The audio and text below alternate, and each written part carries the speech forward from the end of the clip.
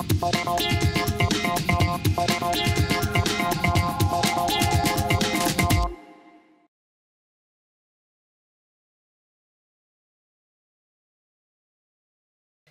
la gueule du monstre. Dans la gueule du monstre. Dans la sombre forêt de Brosseviande vivait un monstre horrible.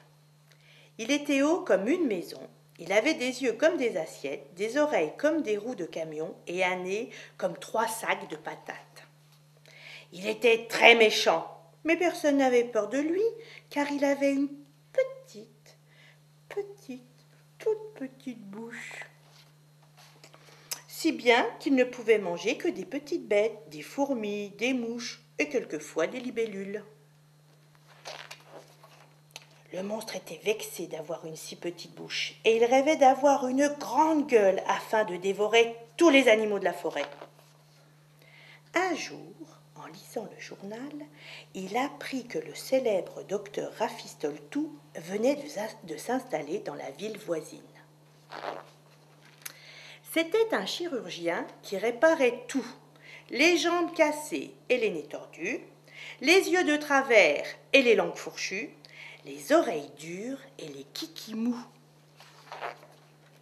Aussitôt, le monstre se précipite à l'hôpital et dit au docteur « Je veux que vous me fassiez une grande bouche !» Le docteur examine le monstre, dessus, dessous, lui tâte le ventre et lui dit « Si je vous fais une grande bouche, vous ne deviendrez pas méchant. Vous ne mangerez personne. » « Oh non, répond le monstre d'une voix toute douce, je serai très gentil. C'est juste pour faire joli que je veux une grande bouche. » « Eh bien d'accord, dit le docteur, je vais vous opérer. » L'opération réussit à merveille et le monstre rentra chez lui avec une bouche large, comme un coffre de voiture. Les animaux de la forêt ne se méfiaient de rien. Et dès que l'un d'eux passait près de lui, le monstre le dévorait sans pitié.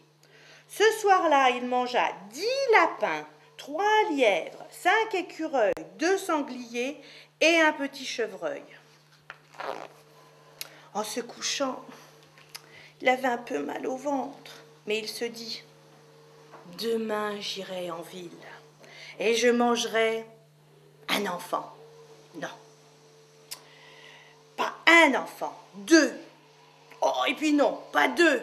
Une classe entière et la maîtresse avec. Pendant la nuit, il eut horriblement mal. Il se traîna au cabinet, mais cela ne servit à rien. Et il mourut en poussant des cris affreux.